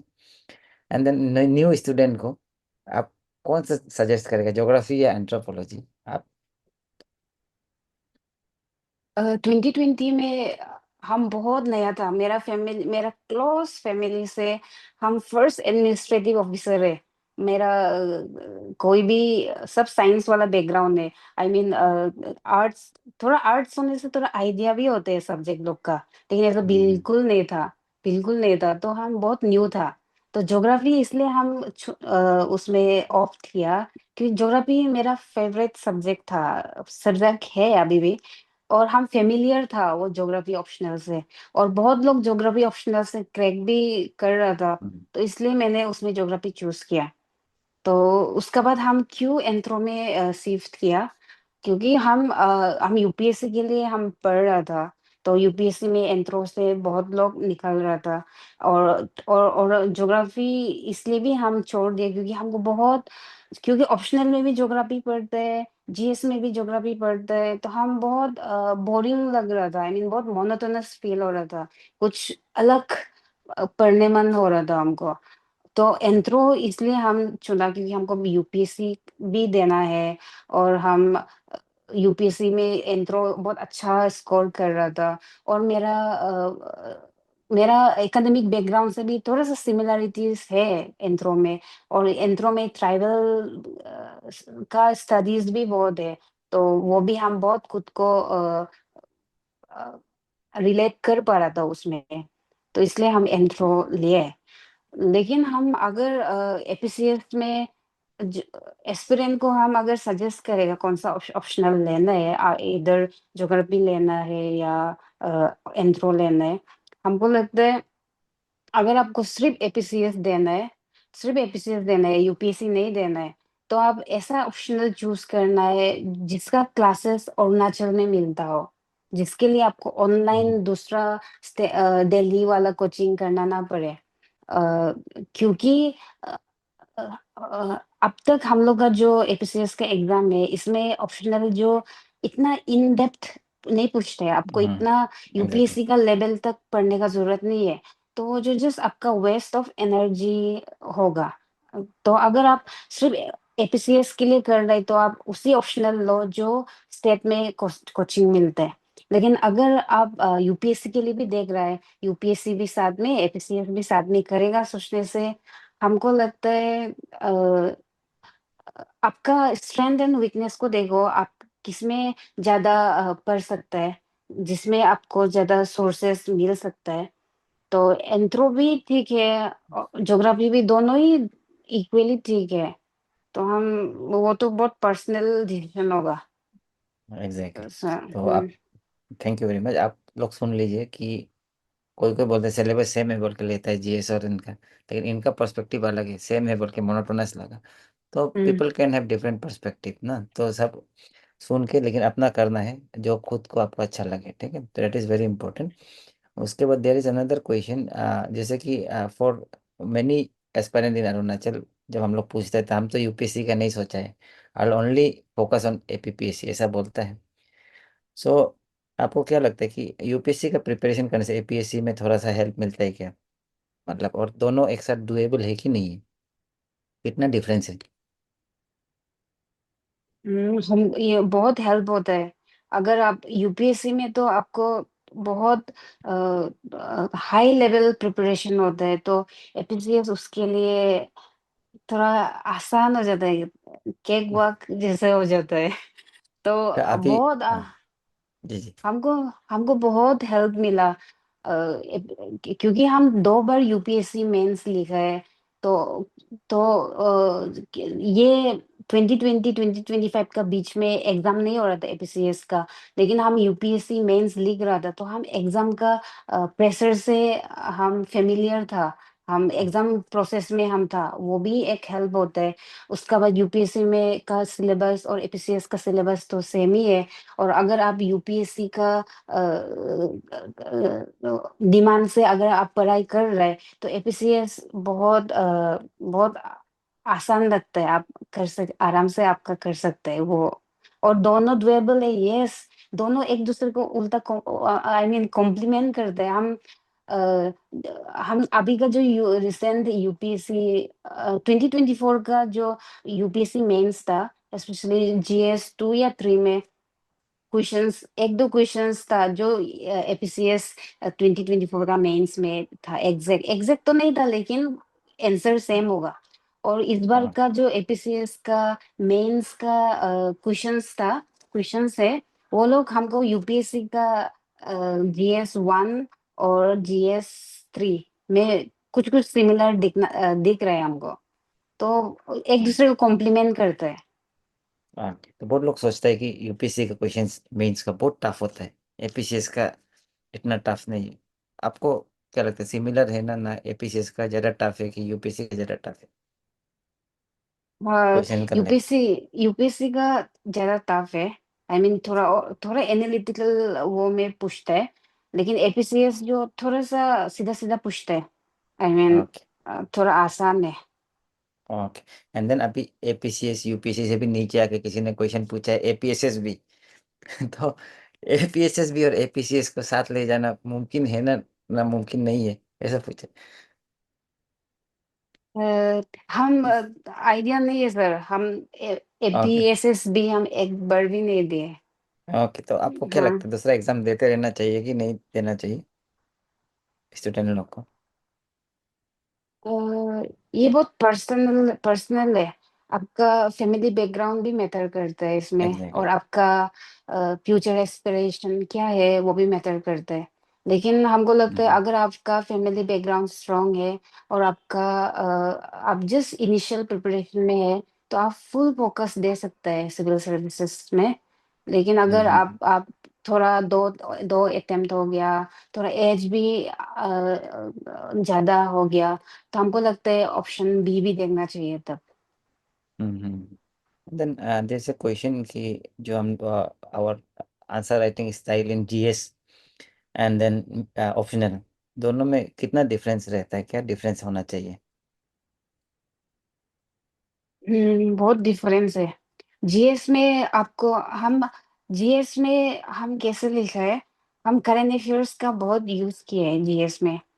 GS में हम करंट अफेयर्स को हम इंट्रो में नहीं तो एग्जाम्पल में नहीं तो कंक्लूजन में हम यूज करता था। थोड़ा सा ब्रॉडर एरिया में लिखना होता है, मतलब बहुत अलग अलग डायमेंशंस जितना आप खोल सकते हैं वो अच्छा होता है जीएस में। लेकिन ऑप्शनल में आपको थोड़ा सा जैसे आप वो ऑप्शनल में मास्टर्स कर रहे हैं या फिर पीएचडी कर रहे हैं, आई मीन वो लेवल में थोड़ा लिखना होता है। मीन्स एंथ्रोपोलॉजी अगर मेरा ऑप्शनल है, तो हमको बहुत ज्यादा थिंकर्स और कॉन्सेप्ट को यूज करना पड़ता है। तो वही हम्म। है, जनरल स्टडीज तो बहुत जनरल, पूरा हर एरिया जितना एंगल आप टच कर पाएगा उतना आपको पॉइंट्स मिलेगा, आप उतना मार्क्स मिलेगा। ओके और देन। ऑप्शनल में स्पेशलाइज थोड़ा सा। ओके देन, ये क्या बोलता है इसमें और क्वेश्चंस है कि यू है from a science background but you choose subject from arts humanities, तो साइंस का क्यों सब्जेक्ट नहीं ले सक क्वेश्चंस पूछ रहे, तो ऑप्शनल को आपने किस बेसिस पे चूज किया? ऑप्शनल एंथ्रो मैंने इसलिए चूज किया क्योंकि यूपीएससी भी हमको देना था, यूपीएससी एपीएससी दोनों ही। और मेरा जो homeopathic bachelor of homeopathic medicine and surgery, उसमें उसका सिलेबस उसमें जो पढ़ाई होता है और जो एंथ्रो का फिजिकल वाला एस्पेक्ट है वो थोड़ा सिमिलर हो जाता है। उसके बाद ट्राइबल भी, क्योंकि हम लोग खुद ट्राइबल है, तो हमको not only from the perspective of exam, हमको अपना अपने बारे में भी पढ़ने के लिए इंटरेस्ट था। और हमको कुछ अलग सब्जेक्ट पढ़ना था, अलग सब्जेक्ट जो हम कभी नहीं पढ़े अभी तक। तो वो क्यूरियोसिटी के साथ हम एंथ्रो लिया था। And then coming down to the interview, जब इंटरव्यू का समय आता है तो हम लोग का जो एस्पेरेंट्स हैं यूजुअली, हम लोग का क्या होता है कि इंग्लिश में आर्टिकुलेशन हम लोग ज़्यादा यूज तो नहीं होता है, तो आपका ये डर था क्या कि इंग्लिश हम नहीं बोल पाएगा या हिंदी बोल देगा, ऐसा कुछ आपका था? And then which language you used in interview, final interview में? मेरा भी इंग्लिश इतना अच्छा नहीं है, एकदम हम फ्लो में एकदम नहीं बोल सकते, लेकिन हम इंटरव्यू में हिंदी यूज नहीं किया है, इंग्लिश में ही बोले, सिंपल इंग्लिश में भी हो जाता है। तो ऐसा कुछ वो नहीं था। I mean language, I think language barrier नहीं होता है। आई मीन अगर आपका इंग्लिश बहुत अच्छा है तो ऑफ कोर्स एडवांटेज तो मिलता है, लेकिन वो बैरियर भी नहीं होता है अगर आप अपना व्यूज अच्छे से क्लियरिटी के साथ एक्सप्रेस कर पाते हैं, वो एनफ है। ओके। एंड देन आपका जो हॉबी क्या था जो इंटरव्यू में, उससे कुछ क्वेश्चन आपको क्या क्या क्वेश्चन पूछे थे इंटरव्यू में? वैसे बेसिकली 3-4 क्वेश्चन जो पूछा। हमको हमको ज्यादा क्वेश्चंस नहीं किए। हमको फर्स्ट तो इस बार तो एनोनिमस था, नाम ऐसा कुछ नहीं था, हम्म तो हाँ हमको क्योंकि मेरा बैकग्राउंड बीएचएमएस है और हम्म जीडीएमओ का एग्जाम हुआ था लास्ट टाइम हम्म 2024 को, सितंबर को। तो हमको पूछा सर कि लास्ट टाइम जीडीएमओ हुआ था, आपने दिया था? तो हम तो नहीं दिया। लास्ट 2024 में तो हम यूपीएससी मेंस लिखा है, और मेरा हम्म यूपीएससी की मेंस का डेट और जीडीएमओ का डेट वो पूरा सामने सामने था। तो हमको एक ना एक हम्म को तो कॉम्प्रोमाइज करना ही था। यूपीएससी मेंस 20 सितंबर से था, और ये जीडीएमओ 15 सितंबर को था। तो दोनों हम्म ही उतना ही टाइम डिमांड करते, तो हमको एक ना एक को तो जाने जाने देना ही था। तो वो क्वेश्चंस था। उसका बाद हॉबी का बारे पूछा।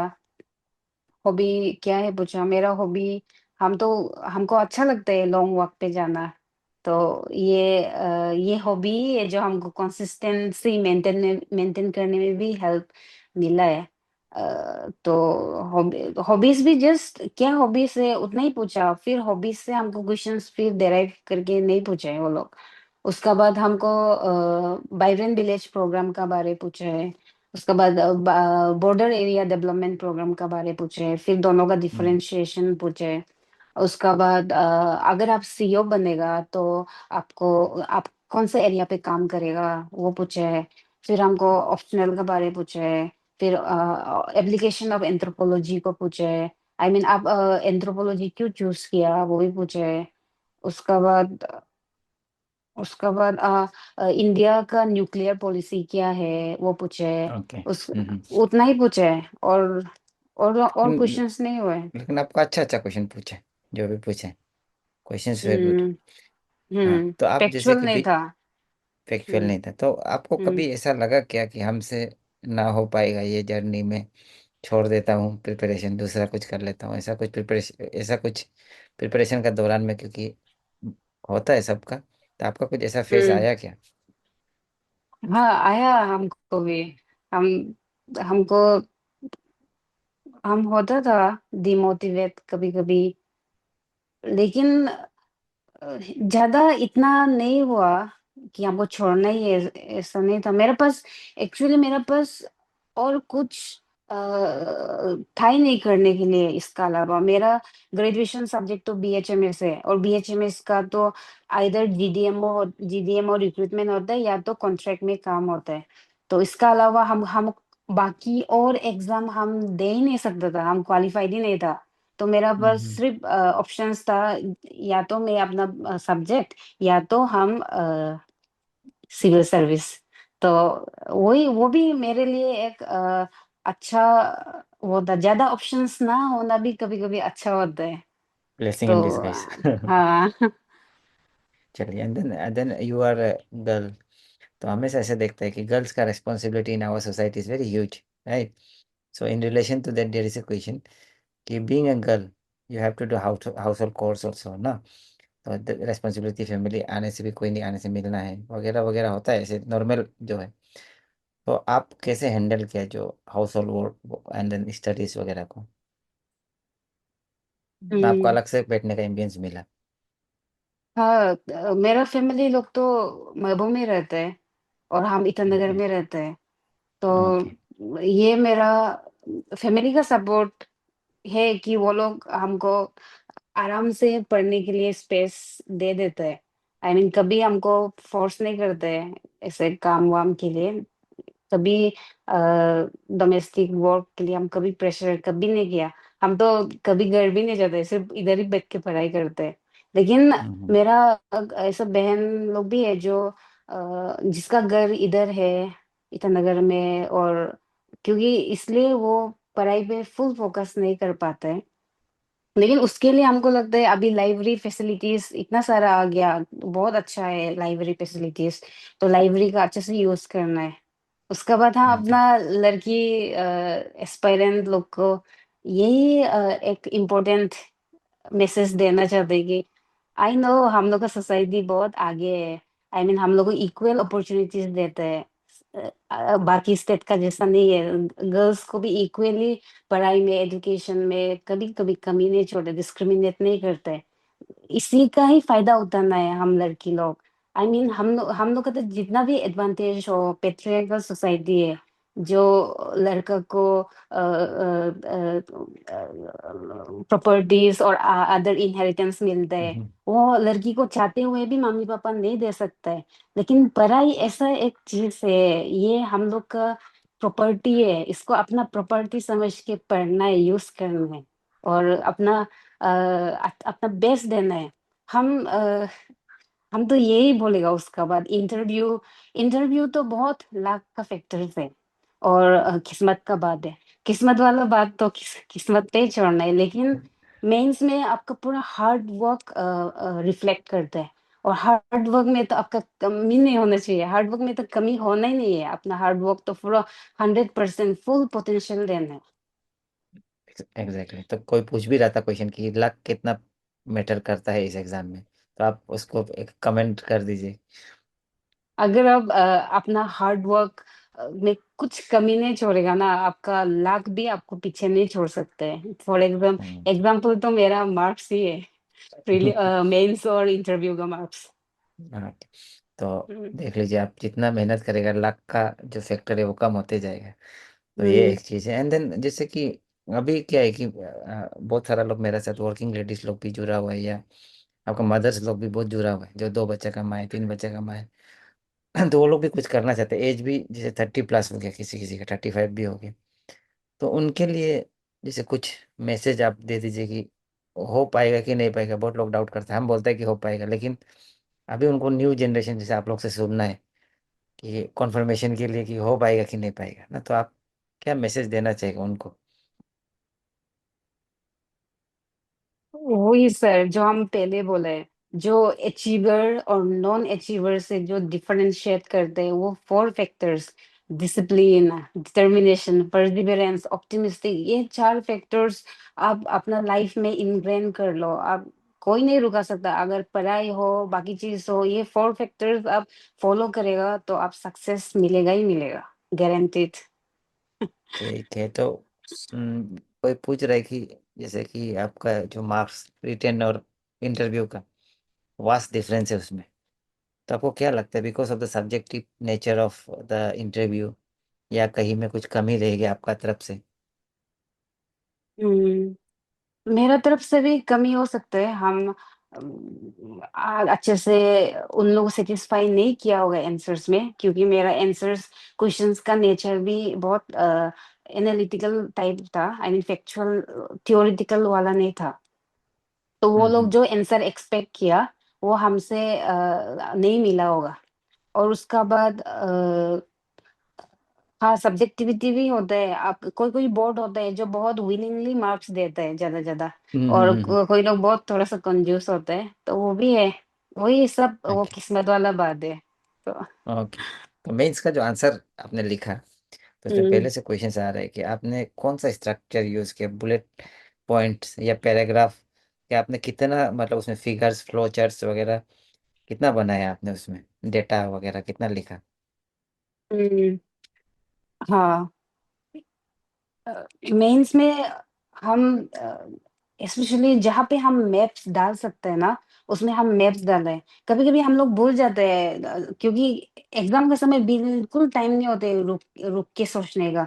तो हम ये सब हम मेरा मेंस आंसर राइटिंग करते समय हम सीख लिया था। आई मीन जब हम ग्लैंस करेगा क्वेश्चंस को, तब तब हम अपना क्वेश्चंस में डायरेक्ट मार्किंग करेगा कि ये क्वेश्चंस में हमको मैप डालना है, इसमें हमको ये फ्लो चार्ट बनाना है, ऐसा ऐसा। तो हम हर क्वेश्चंस में हम ट्राई किए कि हम मैप्स बनाए, या फिर फ्लो चार्ट बनाए, या फिर कुछ कुछ अलग चीज, जो सिर्फ राइटिंग से ना हो। अब एग्जामिनर जो आपका आंसर चेक कर रहा है, उसका नजर से भी सोचना है। अगर आप सिर्फ सब लोग लिख रहे हैं तो बोरिंग होता है। लेकिन अगर आप मैप्स भी बनाएगा, थोड़ा सा लिखेगा भी, तो थोड़ा सा उसमें आपको डाइवर्सिटी मिलता है। थोड़ा एग्जाम आंसर भी होलसम दिखते हैं, प्रेजेंटेबल दिखते हैं। तो मैप्स बहुत इंपॉर्टेंट है, स्पेशली ज्योग्राफी और आईआर क्वेश्चंस वो उसमें तो कंपल्सरी है। इवन अगर हो हम्म सके तो मैप्स जहाँ जहाँ डाल डाल सकना है, हर जगह मैप्स डालना है। हम तो ऐसे में भी मैप्स डाला था। हम आईआर वाला India's role in world peace उसको हम डाला था और हम्म उसको हम लिखा है। तो उसमें हम इंडिया का मैप्स बनाया है। तो इंडिया का मैप बनाया, उसके बाद फिर हम अरुणाचल का एंगल भी लिखा है कि how Arunachal can play role in maintaining world peace. तो इन अरुणाचल का मैप्स बना के उसको हम ओके साउथ ईस्ट एशिया के साथ कनेक्ट करके, तो हमको लगता है ये सब बहुत हेल्प करते हैं। Okay great. तो इसमें जो फ्लो चार्ट वगैरह बहुत लोग ऐसा होता है कि फ्लो चार्ट्स को एग्जाम का दिन में बनाएगा सोचता है, अचानक से कहीं एपिफेनी हो जाएगा एंड देन वो सोचता है कि बनाएगा। तो आपको क्या लगता है एग्जाम का दिन में नहीं सीख के बनाना है कि ना पहले से कुछ फॉर्मेट रेडी रहना है कि ऐसा फ्लो चार्ट आने से ऐसा करेगा बोल। नहीं, एग्जाम में नया चीज ट्राई नहीं करना है। एग्जाम से ओके पहले ही करना है बाकी चीज। हम्म और और हाँ, और एक आंसर्स मेरा क्यों थोड़ा सा, हम भी अपना जीएस सब्जेक्ट को ले जीएस को सेटिस्फाइड है हम कैसे जैसे लिखा है। और हम करेंट अफेयर्स से बहुत लिंक किया। फॉर एग्जांपल जीएस वन में तृतीय व्यानदाबु का कॉन्सिक्वेंसेस पूछा था। तो उसमें जो स्टैटिक है उसको तो हम लिखा ही है, लेकिन कंक्लूजन में हम ये लिखा था जो अभी का फ्री मूवमेंट रिजिम है, इंडो म्यांमार बॉर्डर में जो इश्यूज है, ये भी तो कॉन्सिक्वेंसेस है तृतीय व्यानदाबु का। तो ऐसे हम करंट हम्म। अफेयर्स को यूज किया, या तो इंट्रो में या तो एग्जांपल्स में या तो कंक्लूजन में ऐसा। तो वही। और जैसे कि मतलब जब मेंस एग्जाम दे रहा था हम लोग यूपीएससी का, जब हम लोग दे रहा था मैं और मेरा फ्रेंड, तब मतलब ये एक गाना आया था कि अल्लाह मुझे दर्द के काबिल बना दिया, ऐसा ना, क्योंकि गैप नहीं होते हाँ उसमें। हाँ। तो ये जो गैप नहीं होता है तो आप क्या करते हैं, डायरेक्ट जाके सो जाते हैं ना रिवीजन करते? तो रिवीजन का अप्रोच क्या होता है आपका इसमें? जीएस वन जीएस टू इस बार भी गैप नहीं था, एल्विन पूछ रहे हैं, तो आपका क्या अप्रोच रहता है? ये मेरा यूपीएससी का एक्सपीरियंसेस हमको बहुत हेल्प किया इस बार, हम्म क्योंकि मेरा नोट्स भी कंसोलिडेटेड था और मेरा वन पेजर नोट्स भी पूरा रेडी था। तो हम अपना स्लीप पे अपने सोने पे हम कॉम्प्रोमाइज नहीं किया। हम रात को पेपर वन देने का बाद पेपर पेपर टू का बीच में जो गैप होता है उसमें हम रिवाइज किए। उसमें हम रिवाइज रिवाइज किए। हम लंच का साथ साथ हम अपना वन पेजर नोट्स भी हम रिवाइज किए। तो वन वही एक इम्पोर्टेंट चीज है मेंस के लिए, कि एस्पिरेंट को एटलीस्ट ऐसा नोट्स बनाओ कि वो नोट्स को नो 1 घंटा 2 घंटा में पूरा रिवाइज कर हम्म सके। अगर वो वाला नोट्स नहीं बना सकता है तो नोट्स ही मत बनाओ। नोट्स नोट्स तो है ही किताब में या फिर बाकी नोट्स में। अगर आप खुद से मेहनत करके नोट्स बना रहे हैं तो वैसा नोट्स बनाना है जिसको आप 1 2 घंटा में रिवाइज कर सके। तो हम वैसे बीच में हम ऐसे रिवाइज किया। फिर फिर पेपर वन पेपर टू देने का बाद तो फिर पेपर थ्री पेपर फोर के लिए एनर्जी होता ही नहीं। तो अगर हम्म हम यही गलती किए पहले अटेम्प्ट में, कि हम रात को भी हम पढ़ता था नहीं सो के। तो वो पेपर थ्री पेपर फोर में असली इफेक्ट उसमें दिखता है। अगर आप अच्छे से नहीं सोने से, पेपर वन पेपर टू तो फ्रेश में देते हैं, उसमें तो इतना पेपर थ्री पेपर फोर का जैसा मेंटली एग्जॉस्ट नहीं होते, मेंटल फिजिकल एग्जॉस्ट नहीं होते हैं, लेकिन असली एग्जॉस्ट तो थ्री फोर के लिए होते हैं। तो एग्जैक्टली अगर आप वन टू का बाद आप नहीं सोएगा तो आप थ्री एंड फोर में आप लिख ही नहीं पाएगा। आप पूरा साल जो पढ़ाई की है वो भी आप नहीं लिख पाएगा। आप एक रात नहीं सो के पढ़ेगा तो आप क्या कितना भी पढ़ लेगा। तो ये एग्जैक्टली। एग्जाम 1 2 दिन का पढ़ाई नहीं है। तो इतना एनफ पढ़ाई कर लेना है और नोट्स ऐसा बना लेना है जिसको आप 1 2 घंटा में रिवाइज कर सके, ताकि आप वन टू का बीच में और टू वन टू पेपर का बाद रात को थ्री फोर का बिफोर शांति से आराम से सो सके। ठीक, thank you very much. And then एक क्वेश्चन है कि when did you start preparing for ethics, but that is not relevant for you क्योंकि आप तो ऑलरेडी फोर्थ अटेम्प्ट दे रहा था मेंस का। But I would like hmm. To ask you कि a beginner, a person who is a beginner, when he or she should start his preparation for ethics, after और before prelims?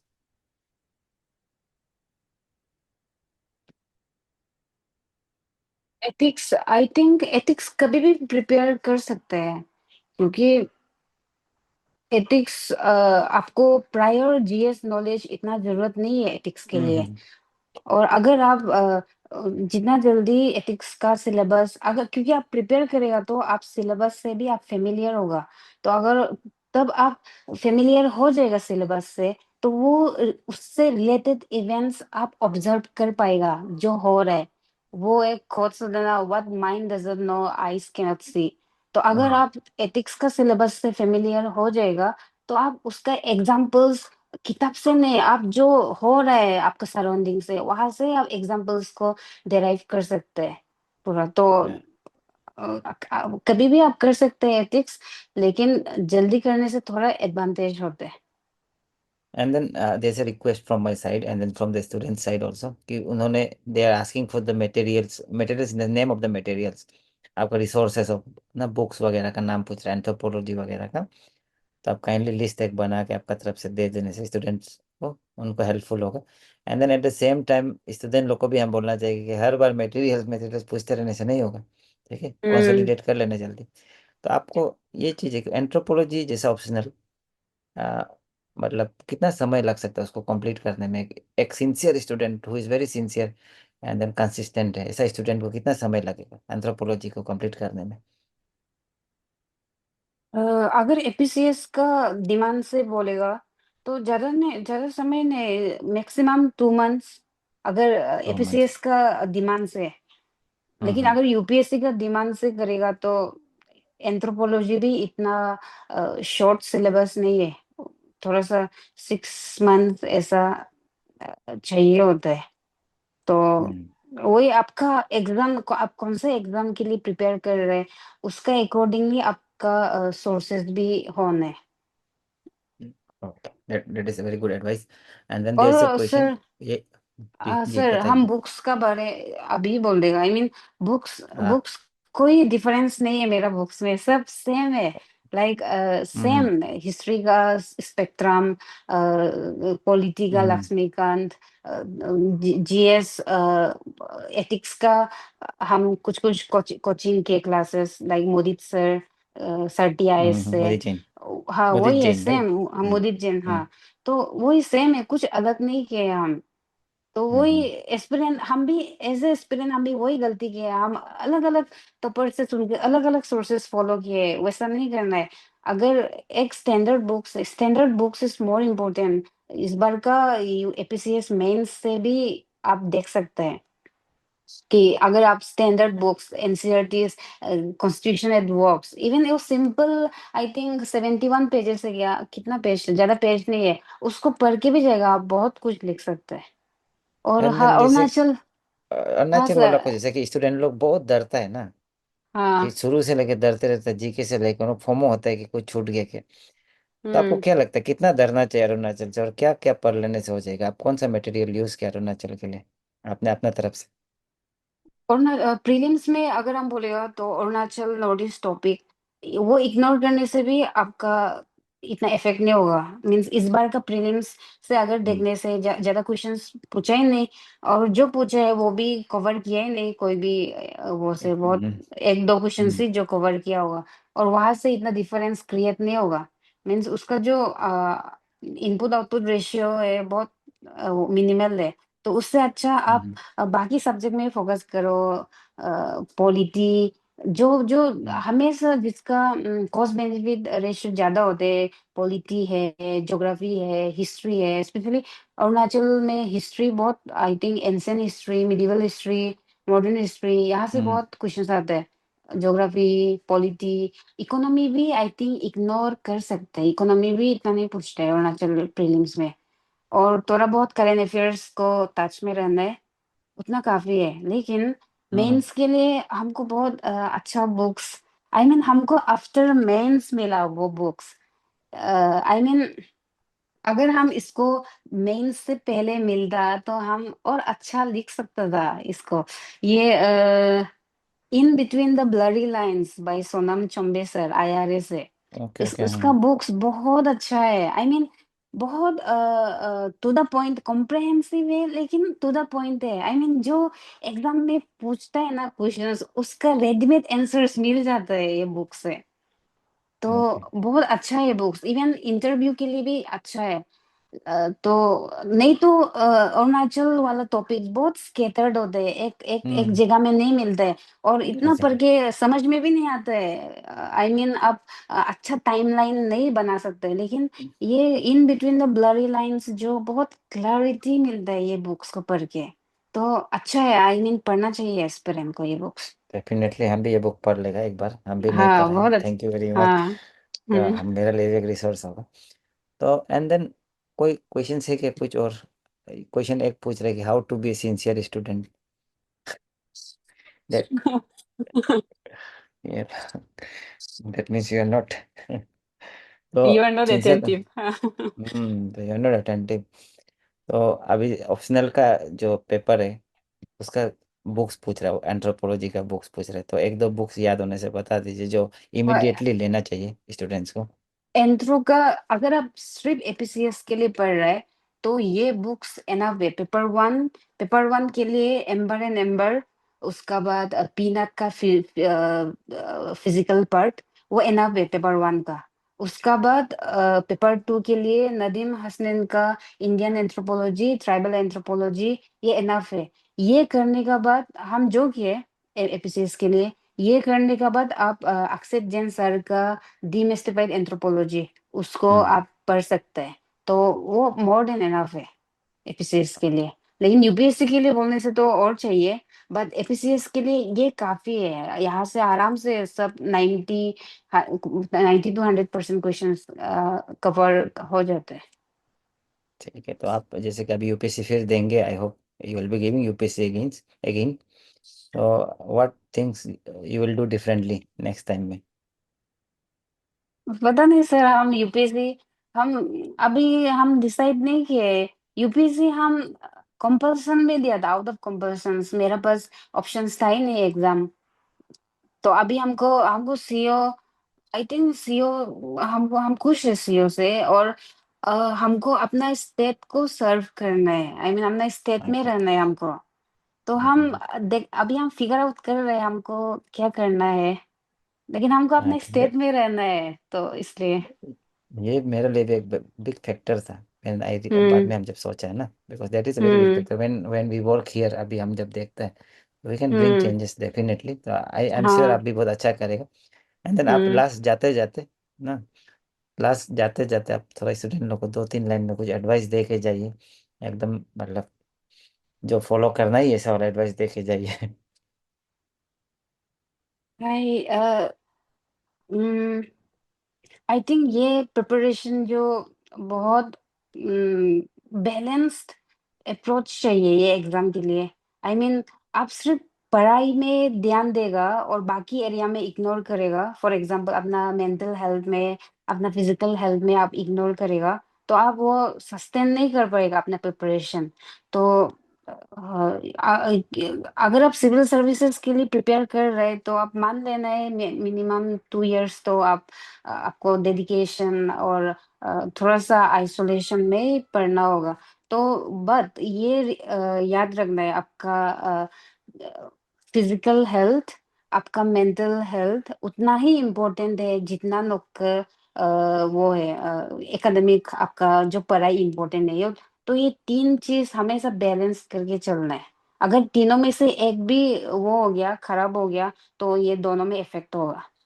तो mental health, physical health and पढ़ाई, ये तीनों एक साथ ले जाना। और हो सके तो अपना हॉबीज नहीं छोड़ना है। हॉबीज जो आपका माइंड को रिफ्रेश रखता है, आपको पॉजिटिव पॉजिटिविटी मिल देते हैं। तो आपको आई मीन अब ये इतना तकलीफ वाला चैलेंज वाला टाइम को भी आप एंड्योर कर पाएगा, अगर आपका पास ऐसा कुछ आउटलेट है जिससे आपका वो मेंटल प्रेशर रिलीज हो सकता है। तो okay, thank you very much, and then I am hoping that we will work together soon. तो बहुत जल्दी हम लोग एक साथ भी शायद काम करने का मौका मिलेगा, and then I am sure she will be doing very good. अपना फील्ड में बहुत काम करे, बहुत काम कंपोज जब से देखा है, इतना ही हंसता है, इससे ज़्यादा नहीं हंसता है। एकदम सिंपल से एकदम रहता है। देखा है, जब अवार्ड मिला था तब भी इतना ज़्यादा खुश भी नहीं था, इतना ज़्यादा दुख भी, ऐसा मतलब सिंपल नॉर्मल रहता है हमेशा। That is a very good, मतलब ये है ना, लाइफ को जीने का एक अप्रोच भी है। तो थैंक यू वेरी मच, और सुना आप आया, and then yours is the longest session I think, and then जितना क्वेश्चंस इस सेशन में आया इतना कहीं में भी नहीं आया।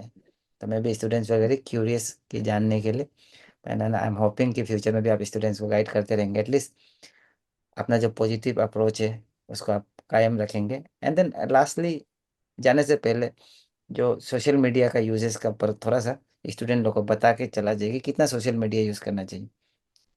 बहुत इम्पोर्टेंट है ये सोशल मीडिया। हम कैसे किए, क्योंकि हम ज्यादा सोशलाइज नहीं करते हैं। और सोशलाइज, आई थिंक ये एग्जाम अगर आप सीरियसली प्रिपेयर कर रहे हैं तो आप सोशलाइज नहीं कर सकते। हम्म। तो हम सोशल मीडिया को हम सोशल मीडिया का थ्रू हम सोशलाइज करता था। आई मीन हम एंगेज नहीं करता था, हम स्टेटस पोस्ट ये सब हम नहीं करते, लेकिन हम ऑनलाइन रहता था। हम करेंट जो हम लोग सोसाइटी पे हो रहे इश्यूज और न्यूज, हम सोशल मीडिया से हम मिलता था हमको। और हम ऑनलाइन का थ्रू ही हम सोशलाइज करता था। उसका बाद हम ऑनलाइन से हम बहुत motivational quotes, for example Instagram से मोटिवेशनल कोट्स हम बहुत देखता था। तो सोशल मीडिया से भी बहुत हेल्प होता है अगर आप अच्छे से यूज करने से। Okay, thank you very much, Osuna. Best wishes for your future endeavors. Thank you. Okay, thank you sir. हाँ, bye. Okay, thank you very much. तो सोनम मैडम चला गया, तो I hope it was a good session.